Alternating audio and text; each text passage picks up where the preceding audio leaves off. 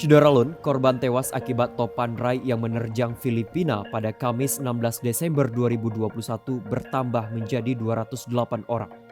Laporan yang disampaikan juru bicara polisi Roderick Alba pada Senin 20 Desember 2021 juga menyebutkan 52 orang belum ditemukan dan hampir 490.000 orang mengungsi.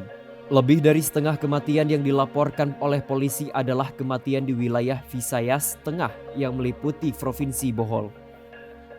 Provinsi Bohol merupakan wilayah yang memiliki beberapa tujuan wisatawan paling populer di negara itu, termasuk tempat menyelam.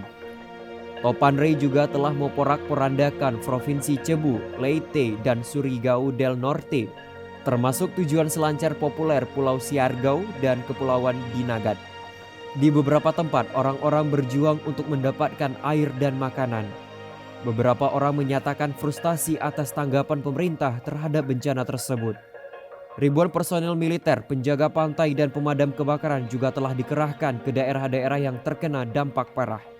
Sementara itu, alat berat seperti beko dan front end loader telah dikirim untuk membantu membersihkan jalan yang terhalang oleh tiang listrik dan pohon yang tumbang.